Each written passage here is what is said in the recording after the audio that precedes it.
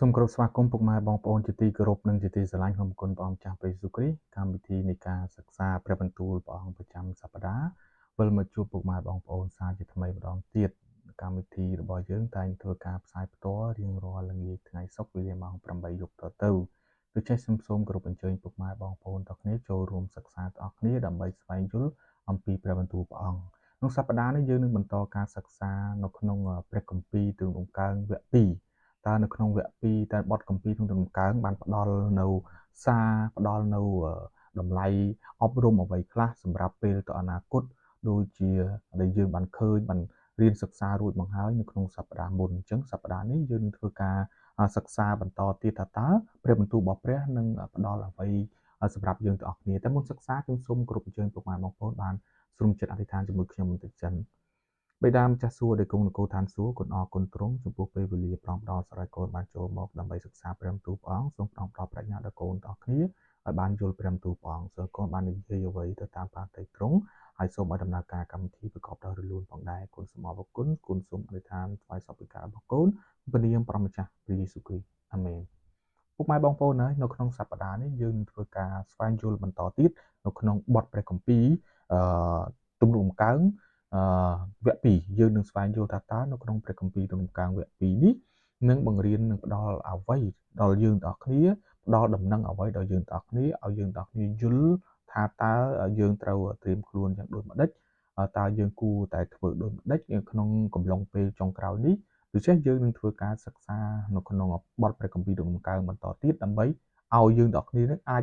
ច្បាស់ពុកម៉ែបងប្អូនអាចច្បាស់ពីព្រះបន្ទូលអញ្ចឹងបានខ្ញុំសូមគោរពអញ្ជើញពុកម៉ែបងប្អូនបានរៀនព្រះបន្ទូលព្រះអង្គទាំងអស់គ្នាបន្តការសិក្សាព្រះបន្ទូលព្រះអង្គជាមួយខ្ញុំប្រចាំសប្តាហ៍យើងចំណាយពេល30នាទីក្នុងការរៀនព្រះបន្ទូលព្រះអង្គជាមួយគ្នាស្វែងយល់អំពីព្រះបន្ទូលព្រះអង្គជាមួយគ្នាឥឡូវយើងសម្លឹងទៅមើលបទព្រះគម្ពីរទាំងអស់គ្នាពុកម៉ែបងប្អូនហើយ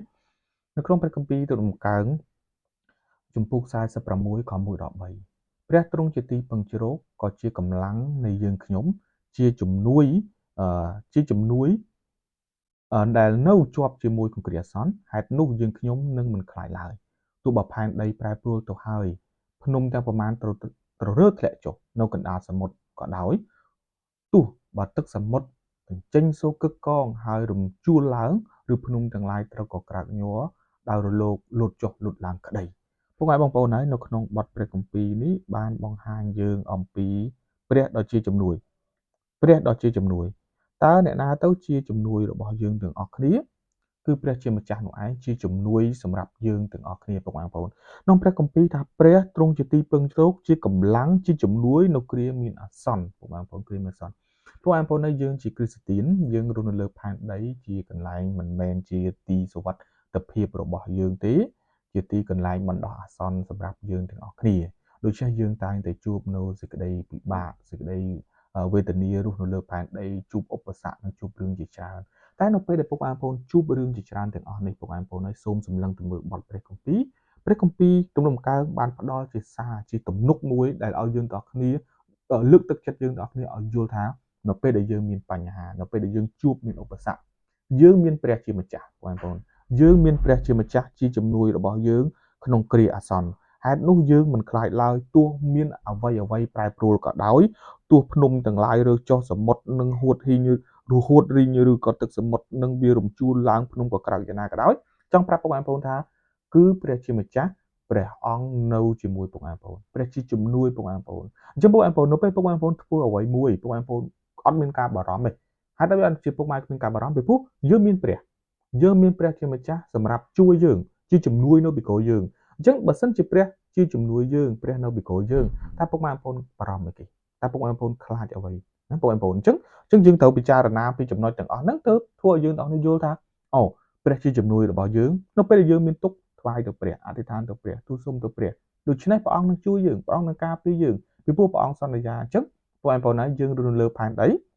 យើងមានខ្នងបង្អែកយ៉ាងធំដូច្នេះពុកម៉ែបងប្អូនមិនគួរនឹងបារម្ភទេមិនគួរនឹងភ័យព្រួយទេពីព្រោះយើងមានព្រះជាម្ចាស់របស់យើងព្រះអង្គធំឧត្តម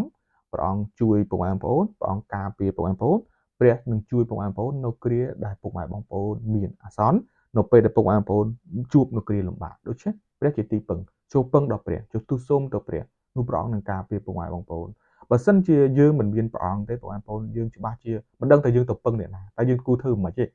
យើងមានតែពឹងមេឃពឹងដីពឹងព្រៃព្រឹក្សាឬក៏តាមកម្មាជីវោរបស់យើងទៅតែយើងមានព្រះអត់ទេនៅពេលដែលយើងមានបញ្ហាយើងសុំទៅព្រះយើងទូលទៅព្រះយើងអធិដ្ឋានទៅទ្រង់ដើម្បីទ្រង់អាចជួយការពារយើងបាននេះគឺជាសារដំណឹងពិសេសពីព្រះគម្ពីរទំនុកកើងដែលយើងទាំងគ្នាអាចរៀនពីទំនុកកើងក្នុងការជួយលើកទឹកចិត្តបងប្អូនបងប្អូនអាចទំនុកកើងនេះគឺជំនុកចម្រៀងតែដោយសារយើងច្រើនឆ្នាំ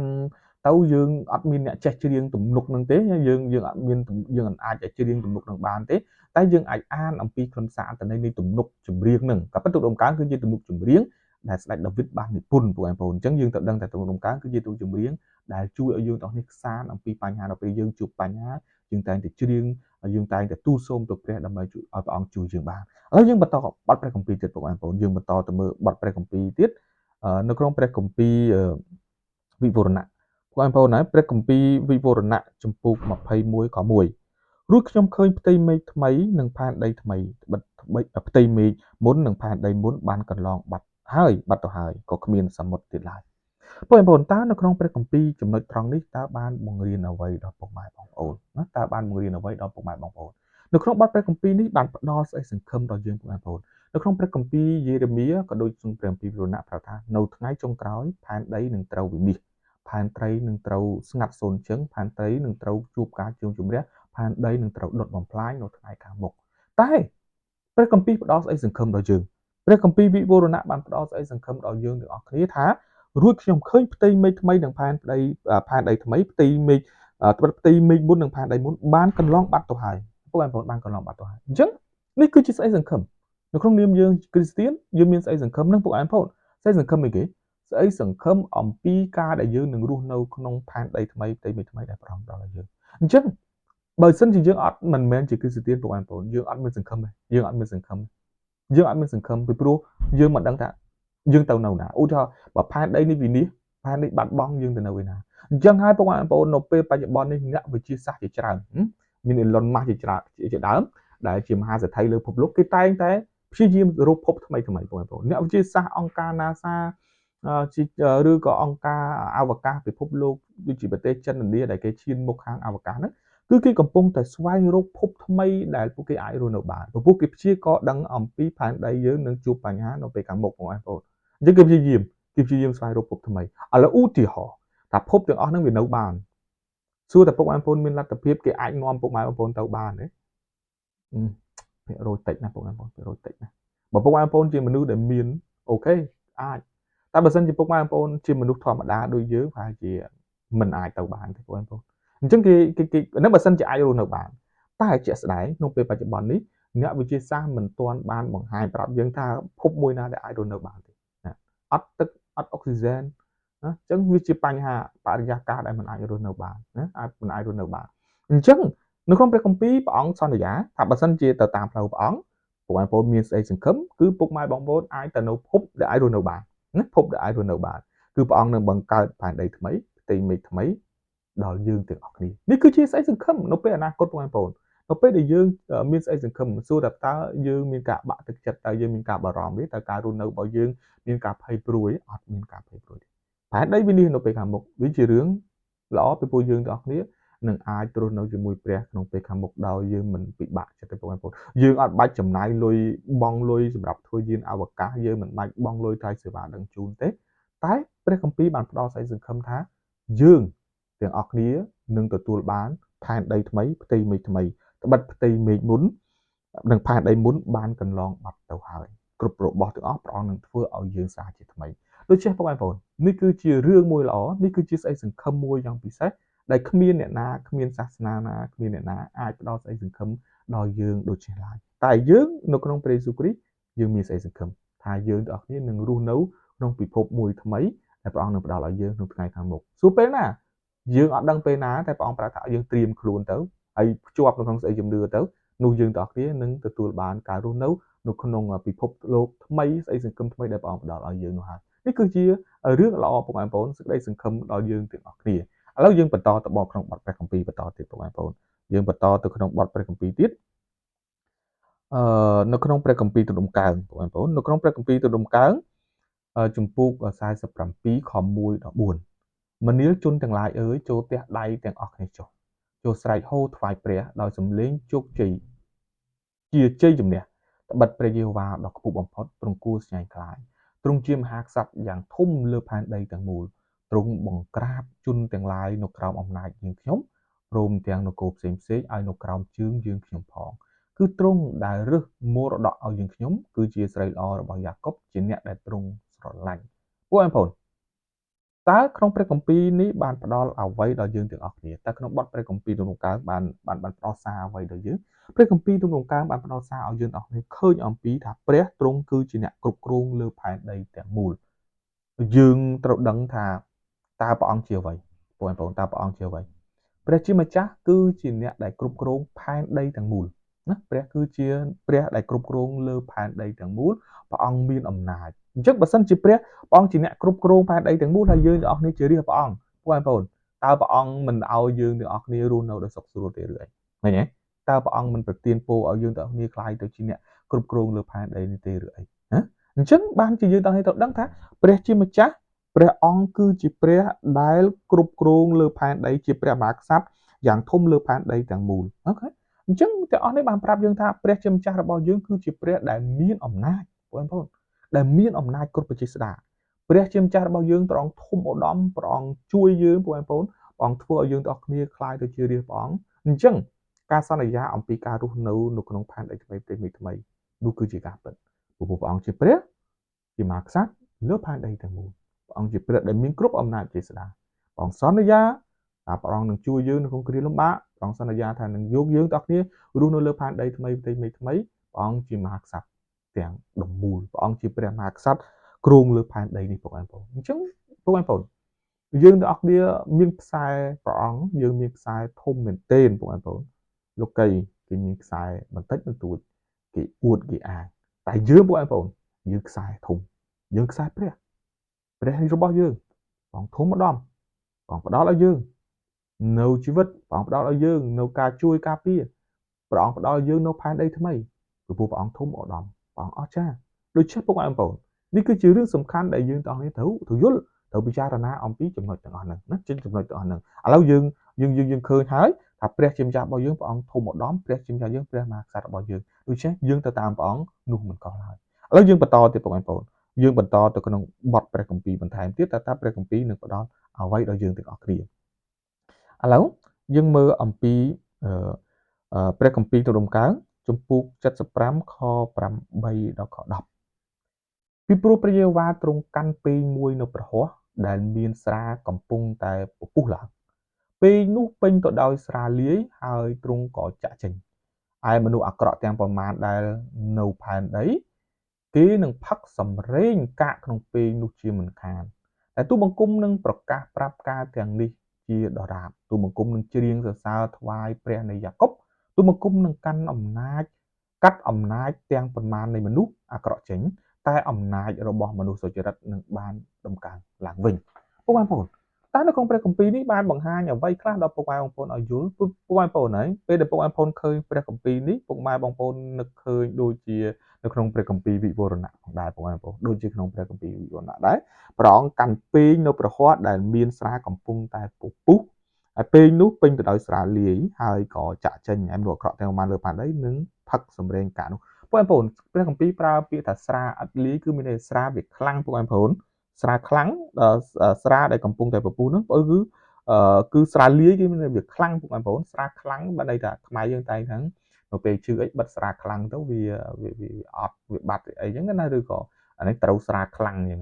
ស្រាខ្លាំងនេះគឺព្រះមានបន្ទូលថានៅថ្ងៃចុងក្រោយបងប្អូនហើយព្រះនឹងចាក់សេចក្តីពិរោធរបស់ព្រះអង្គទៅលើមនុស្សអាក្រក់ជាព្រះគម្ពីរប្រាប់ថានៅថ្ងៃចុងក្រោយព្រះអង្គនឹងវិនិច្ឆ័យដោយយុត្តិធម៌តាមអំពើរបស់គេរៀងៗខ្លួនដូច្នេះបងប្អូនហើយនៅពេលខ្លះពុកម៉ែបងប្អូនយើងមិនទទួលបាននៅពេលខ្លះយើងមិនទទួលបានការយុត្តិធម៌រស់នៅលើផែនដីទេតែយើងទាំងអស់គ្នាបងប្អូនយើងទាំងអស់គ្នាមានសេចក្តីសង្ឃឹមថានៅថ្ងៃចុងក្រោយព្រះនឹងវិនិច្ឆ័យទោសដោយយុត្តិធម៌ដូច្នេះបងប្អូនហើយពេលខ្លះយើងត្រូវទទួលយកចំពោះការអយុត្តិធម៌នៅលើផែនដីនេះពីព្រោះផែនដីនេះមិនមានយុត្តិធម៌ឲ្យយើងទេតែព្រះសន្យាថានៅថ្ងៃចុងក្រោយ ព្រះអង្គនឹងវិនិច្ឆ័យទោសព្រះអង្គនឹងចាក់ស្រាលាយរបស់ព្រះអង្គទៅកាន់មនុស្សអាក្រក់ទាំងឡាយព្រះអង្គនឹងជំនុំជម្រះពួកគេឲ្យពួកគេដឹងអញ្ចឹងហើយបានខ្មែរយើងតែងតែនិយាយមួយបងប្អូននៅពេលដែលយើងជួបនៅអំពើអាក្រក់ហើយយើងទាំងអស់គ្នាមិនអាចរើសបំរាស់បានខ្មែរយើងតែងតែនិយាយថាឲ្យវាឈ្នះសិនបន្តិចទៀតវាដល់ថ្ងៃវិសាបងប្អូនថ្ងៃវិសាតែខ្មែរយើងប្រើពាក្យថាថ្ងៃវិសាតើថ្ងៃវិសាមានន័យមិនបងប្អូនតើថ្ងៃណាបងប្អូនប្រើពាក្យហ្នឹងបងប្អូនយល់ថ្ងៃណាថ្ងៃវិសា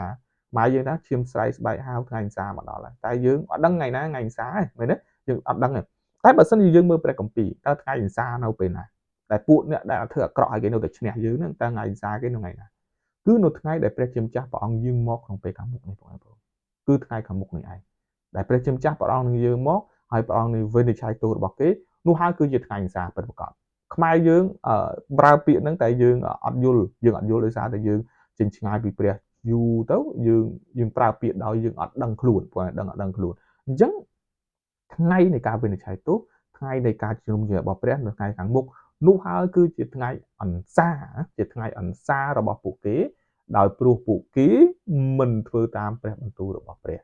ពួកគេនឹងទទួលការវិនិច្ឆ័យទោសដោយយុត្តិធម៌របស់ព្រះជាម្ចាស់ដូច្នេះនោះហើយគឺជាថ្ងៃអន្សារបស់ពួកគេជាថ្ងៃដែលពួកគេ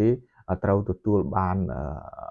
ការវិនិច្ឆ័យទោសហើយជាថ្ងៃសម្រាប់យើងទាំងអស់គ្នាទទួលបានយុត្តិធម៌បងប្អូនអញ្ចឹងបងប្អូនយើងស៊ូទ្រាំនៅលើផែនដីពេលខ្លះយើងជួបការអាក្រក់ពេលខ្លះយើងមិនអាចតវ៉ាឈ្នះគេពេលខ្លះគេមិនឲ្យតម្លៃដល់យើងទាំងអស់គ្នាពេលខ្លះយើងទទួលបានការអយុត្តិធម៌ពួកបងប្អូនផែនដីនេះបច្ចុប្បន្នអរិយវាកំពុងតែស្ថិតនៅទីនេះវាគ្រប់គ្រងនៅទីនេះអញ្ចឹងយើងពេលខ្លះយើងទៅតាមវាសិនមិនទៅតាមវាសិនអីបងប្អូនយើងចាញ់វាសិនយើងមិនឈ្នះវាទេតែយើងកុំភ្លេចយើងមានព្រះរបស់យើងជាមហាក្សត្ររបស់យើងដ៏ធំថ្ងៃចុងក្រោយព្រះអង្គនឹងហៅពួកគេមកនឹងវិនិច្ឆ័យទោសរបស់ពួកគេជាក់ជាមិនខានឥឡូវយើងបន្តទៀតបងប្អូនយើងបន្តព្រះគម្ពីរទៅមុខទៀតបាទឥឡូវយើងមើលថាក្នុងនាមយើងជាគ្រីស្ទានឥឡូ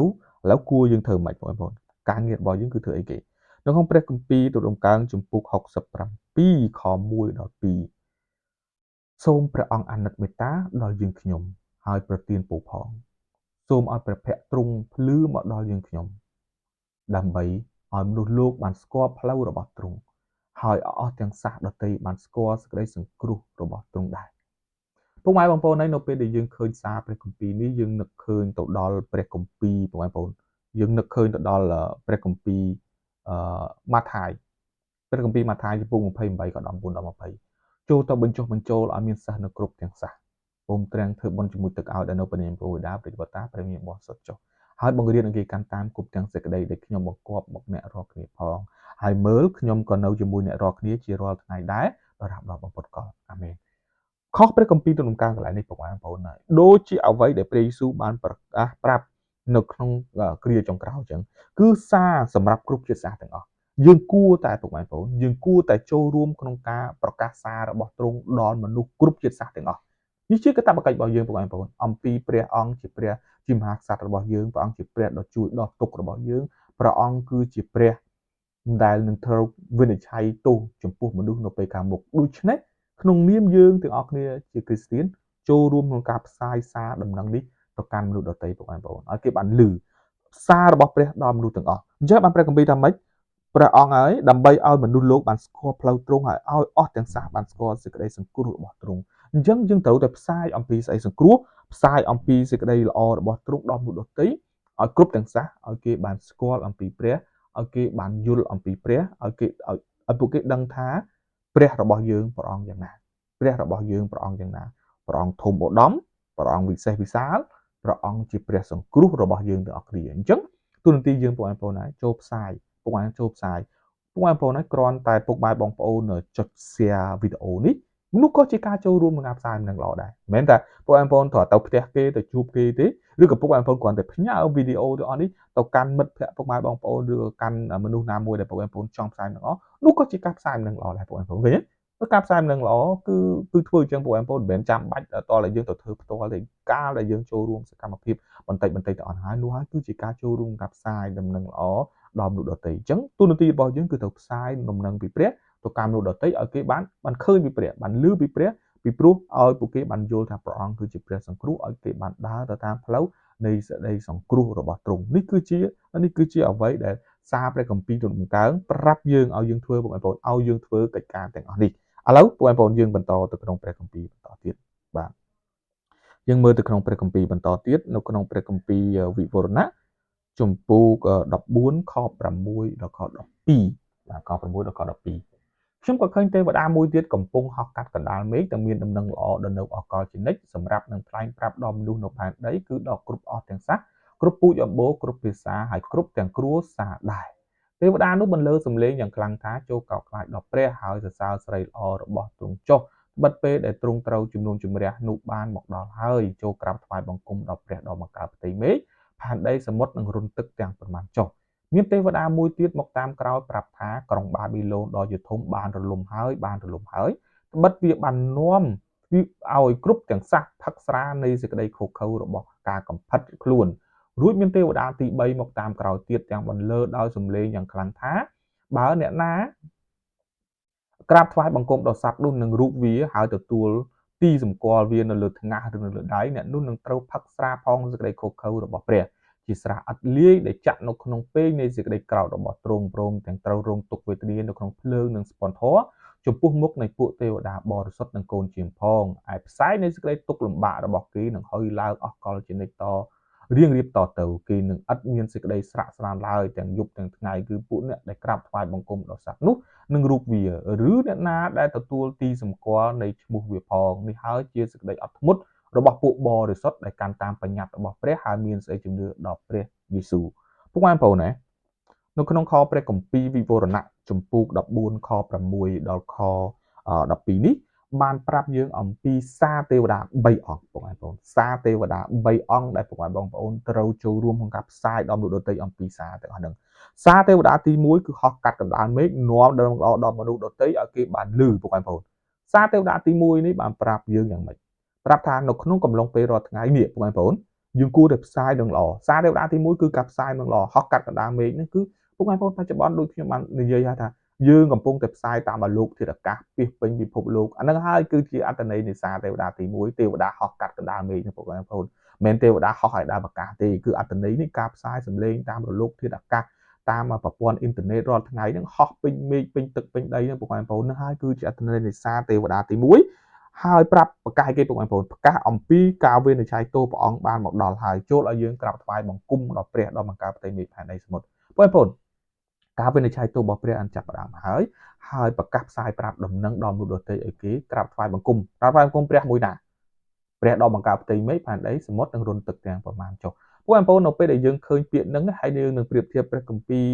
និខមណាំងចំពោះ20ខ8ដល់11អំពីកតន័យទី4បងប្អូនចូលនឹកចាំពីថ្ងៃជប់សម្រាប់ដើម្បីនិយាយថ្ងៃនោះចេញជាបរិសុទ្ធក្នុងរវាង6ថ្ងៃឯងធ្វើអស់ទាំងការរបស់ឯងចុះតែថ្ងៃទី7គឺជាថ្ងៃជប់សម្រាប់ថ្វាយព្រះយេហូវ៉ាជាព្រះនៃឯងវិញថ្ងៃនោះមិនត្រូវធ្វើអ្វីសោះទោះខ្លួនឯងឬកូនប្រុសកូនស្រីឯងក្តីទោះបើបម្រើឬអ្នកដទៃនៅផ្ទះឯងក្តីត្បិតក្នុងរវាង6ថ្ងៃព្រះយេហូវ៉ាទ្រង់បានធ្វើផ្ទៃមេឃផែនដីសមុទ្រនិងរន្ធទឹកទាំងប្រមាណដូច្នេះ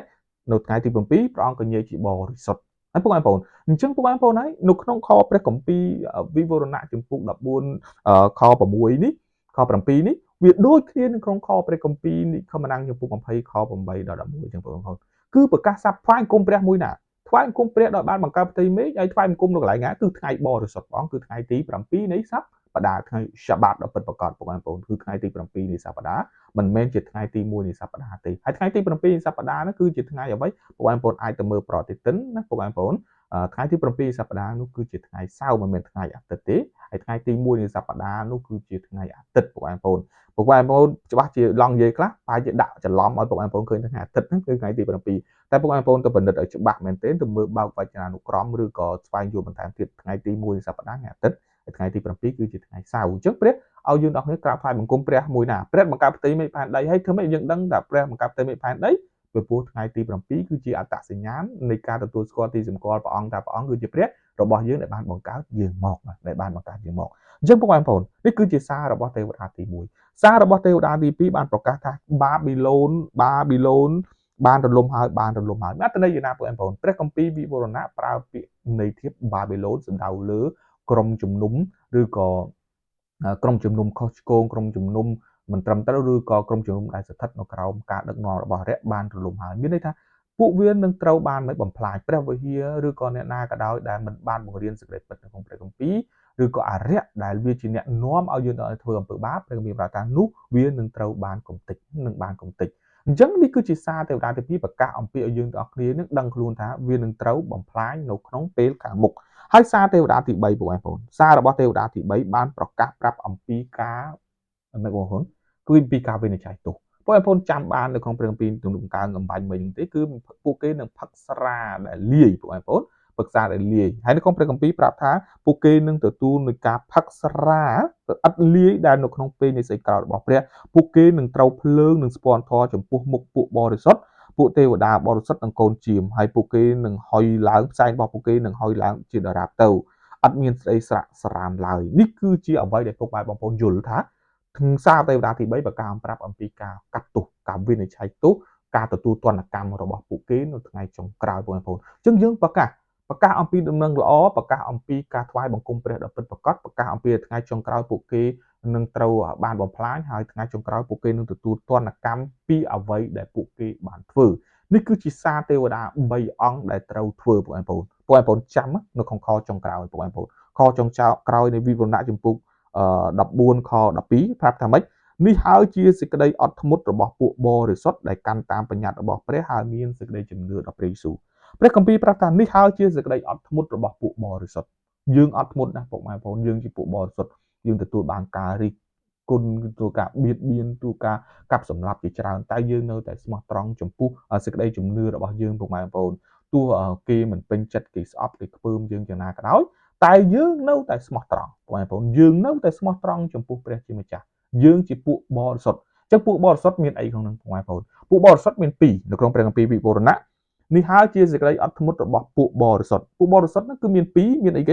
េគឺជាពួកដែលកាន់តាមបញ្ញត្តិហើយមានស្អីជំនឿដល់ព្រះយេស៊ូវឃើញបងប្អូនដើម្បីឲ្យខ្លាយទៅជាពួកបរិសុទ្ធបានគឺមាន2ត្រូវមាន2ទី1គឺកាន់តាមបញ្ញត្តិទី2គឺមានស្អីជំនឿដល់ព្រះយេស៊ូវហើយពួកបងប្អូនខ្ញុំត្រឡប់ក្រោយបន្តិចមានបងប្អូនយើងខ្លះថាខ្ញុំមិនជឿព្រះយេស៊ូវមិនបាច់កាន់បញ្ញត្តិអីទេជឿព្រះយេស៊ូវជាសេចក្តីជំនឿមួយគ្រប់គ្រាន់ហើយអត់ទេពួកបងប្អូនវាស្រួលជឿមួយក៏ពួកបងប្អូនជឿឲ្យទៅលួចទៅប្លន់ទៅកាប់ទៅសម្លាប់ទៅធ្វើអំពើខុសឆ្គងទាំងឡាយដែលផ្ទុយនឹងបញ្ញត្តិរបស់ព្រះឥឡូវបានទេបងប្អូនបានទេអត់បានទេណាមិនតែអញ្ចឹងអត់បានបើយើងថាជឿមួយគ្រប់គ្រាន់ហ្នឹងវាអត់គ្រប់លក្ខវាមិនទាន់បរិសុទ្ធអញ្ចឹងបងប្អូនព្រះគម្ពីរវិវរណៈប្រាប់យើងថាម៉េចនេះហើយជាសេចក្តីអត់ធ្មត់របស់ពួកបរិសុទ្ធជាពួកដែលកាន់តាមបញ្ញត្តិមួយណាបងប្អូនបញ្ញត្តិកកោកនោះគឺបញ្ញត្តិ10ប្រការដែលនៅកណ្ដាលហឹបដែលសរសេរដោយអង្គលីព្រះអង្គផ្ទាល់មិនមែនក្របច្បាប់ដែលម៉ូសេសរសេរឲ្យញាត់នៅជំហៀងហឹបនោះទេគឺក្រឹតវិញ10ប្រការបើពួកបងប្អូនចេះភាសាអង់គ្លេសពួកបងប្អូនបើកទៅភាសាអង់គ្លេសតិចទៅតើក្នុងអាពាក្យថាបញ្ញត្តិនេះអង់គ្លេសប្រើពាក្យថាម៉េចបងប្អូនអង់គ្លេសប្រើពាក្យថា commitment សម្ដៅលើក្រឹតវិន័យ10ប្រការពួកអង់គ្លេសគេមានពាក្យច្រើន rule law commitment អញ្ចឹងទៅ commitment នេះគឺសម្ដៅលើក្រឹតវិន័យដែរតែក្រឹតវិន័យ10ប្រការ rule គឺច្បាប់បញ្ញត្តិអីដែរអញ្ចឹងទៅវាសម្ដៅលើច្បាប់ផ្សេងៗអញ្ចឹងទៅតែអង់គ្លេសគេមានពាក្យនឹងច្បាស់បន្តិចគឺក្រឹតវិន័យ10ប្រការបងប្អូននៅខ្មែរយើងរៀងវានៃទលាបន្តិចបញ្ញត្តិនឹងបញ្ញត្តិមួយណាទេបងប្អូនវាច្រើនណាស់នៅក្នុងព្រះគម្ពីរវិវរណៈព្រះគម្ពីរសញ្ញាចាស់តែព្រះគម្ពីរប្រាប់អង់គ្លេសវាយើងបកទៅបន្តិចទៅវាយើងយល់បន្តិចព្រោះយើងអត់ចេះភាសាដើមទេព្រោះពួកអង់គ្លេសគេបកពាក្យនឹងភាសាដើមមែនទេអញ្ចឹងនេះហើយជាសេចក្តីអត់ធ្មត់របស់ពួកបរិសុទ្ធដែលកាន់តាមក្រឹតវិន័យ10ប្រការហើយមានស្អីជំនឿដល់ព្រះយេស៊ូវឃើញកាន់តាមក្រឹតវិន័យ10ប្រការហើយមានសេចក្តីជំនឿដល់ព្រះយេស៊ូវទៀតនេះគឺជាអ្វីដែលសារដំណឹងល្អទេវតា3ដែលត្រូវប្រកាសបងប្អូនអញ្ចឹងក្នុងនាមយើងទាំងអស់គ្នាជាគ្រីស្ទានចូលរួមក្នុងការប្រកាសផ្សាយដំណឹងល្អនៃការប្រកាសសារអំពីទេវតាទាំង3អង្គនេះដល់មនុស្សដទៃឲ្យគេបានឮអំពីព្រះជាម្ចាស់ឥឡូវបងប្អូនហើយជាសេចក្តីចុងក្រោយបងប្អូនហើយសេចក្តីអំពាវនាវចុងក្រោយបងប្អូនត្រូវចាំថាព្រះគឺចង់ឲ្យពុកម៉ែបងប្អូនចែករំលែកសេចក្តីស្រឡាញ់របស់ទ្រង់ទៅកាន់អ្នកដទៃអញ្ចឹងពុកម៉ែបងប្អូនសូមពុកម៉ែបងប្អូនចែករំលែកសារនៃដំណឹងល្អសារនៃអ្វីដែលព្រះគម្ពីរទូលបង្កើងបានប្រាប់យើងទៅដល់អ្នកដទៃពុកម៉ែបងប្អូនមិនចាំបាច់ថាពុកម៉ែបងប្អូនចេះកពីអ្នកប្រាជ្ញកពីអ្នកយល់កពីឆ្នើមអីទេពុកម៉ែបងប្អូនគ្រាន់តែពុកម៉ែបងប្អូនចែករំលែកអំពីទីបន្ទាល់របស់ពុកម៉ែបងប្អូនទៅកាន់អ្នកដទៃនោះគ្រប់គ្រាន់ហើយជួយចែករំលែកអ្វីដែលពុកម៉ែបងប្អូនមានចំពោះព្រះដែលមានចំពោះពុកម៉ែបងប្អូនដល់អ្នកដទៃពុកម៉ែបងប្អូនបន្ទាប់នេះពុកម៉ែបងប្អូនហើយសូមព្រះនឹងសន្ធិដ្ឋនៅជាមួយពុកម៉ែបងប្អូនតាមរយៈព្រះញាណបរិសុទ្ធរបស់ទ្រង់ សម្រាប់ឲ្យពុកម៉ែបងប្អូនធ្វើកិច្ចការនោះសូមពុកម៉ែបងប្អូនកុំបារម្ភតែខ្ញុំធ្វើការរបស់ព្រះអង្គតែឯងនោះមិនមែនទេពុកម៉ែបងប្អូនគឺព្រះនៅជាមួយពុកម៉ែបងប្អូនព្រះវិញ្ញាណបរិសុទ្ធរបស់ព្រះអង្គសថិតនៅជាមួយពុកម៉ែបងប្អូនសម្រាប់ធ្វើកិច្ចការនោះពុកម៉ែបងប្អូនមិនឯកោក្នុងការធ្វើកិច្ចការនោះឡើយចូលធ្វើកិច្ចការនោះសូមពុកម៉ែបងប្អូនបានអធិដ្ឋានសូមឲ្យព្រះបានបើកឱកាសឲ្យពុកម៉ែបងប្អូនក្នុងការចែករំលែកចែកចាយដំណឹងល្អចែកចាយស្អីជំនឿទៅកាន់អ្នកដទៃហើយពុកម៉ែបងប្អូនហើយការចែករំលែករឿងអំពីព្រះយេស៊ូវត្រូវតែកើតឡើងឲ្យពុកម៉ែបងប្អូនចូលរួមក្នុងការផ្សាយរឿងល្អទាំងអស់នេះហើយពុកម៉ែបងប្អូនហើយពុកម៉ែបងប្អូនសូមចន់សន្យាថាការចែករំលែកអំពីរឿងព្រះយេស៊ូវក្នុងសប្តាហ៍នេះធ្វើម៉េចឲ្យបានម្នាក់ក្នុងសប្តាហ៍នេះដូច្នេះនេះគឺជាសេចក្តីអំពាវនាវចុងក្រោយរបស់ខ្ញុំចំពោះមេរៀនដែលយើងបានសិក្សានៅក្នុងថ្ងៃនេះហើយកម្មវិធីនៃការសិក្សារបស់យើងនេះក៏ឈានដល់ទីបញ្ចប់ខ្ញុំសង្ឃឹមថាប្រធានបទនេះនឹងធ្វើពុកម៉ែបងប្អូនយល់អំពីព្រះបន្ទូលរបស់ព្រះអង្គជាពិសេសអត្ថន័យព្រះគម្ពីរក្នុងដំណើរជាមួយគ្នានេះផងដែរហើយកម្មវិធីយើងក៏ឈានដល់ទីបញ្ចប់តែមុនបញ្ចប់សូមចាក់អធិដ្ឋានជាមួយខ្ញុំបន្តិចសិនបិតាម្ចាស់សួគ៌ដែលគង់នៅគោលឋានសួគ៌អីកូនអរគុណទ្រង់ចំពោះពេលវេលាព្រះអង្គផ្ដល់សម្រាប់ឲ្យកូនសូមព្រះអង្គគង់នៅជាមួយកូនហើយកូនអរគុណទ្រង់ចំពោះព្រះបន្ទូលទ្រង់ដែលធ្វើឲ្យកូនបានយល់អំពីអត្ថន័យនៃការយាងមករបស់ព្រះអង្គនៃការការពាររបស់ព្រះអង្គនិងការវិនិច្ឆ័យទោសចំពោះពេលខាងមុខសូមពុកម៉ែបងប្អូនបានបន្តការដើរតាមផ្លូវរបស់ទ្រង់និងបង្កើនសេចក្តីជំនឿដល់ពួកគាត់ទាំងទូព្រះបង្គំផងដែរកូនអធិដ្ឋានបញ្ចប់ការសិក្សាព្រះបន្ទូលព្រះអង្គប្រចាំសប្តាហ៍នេះក្នុងព្រះនាមព្រះម្ចាស់ព្រះយេស៊ូវគ្រីស្ទអាមែន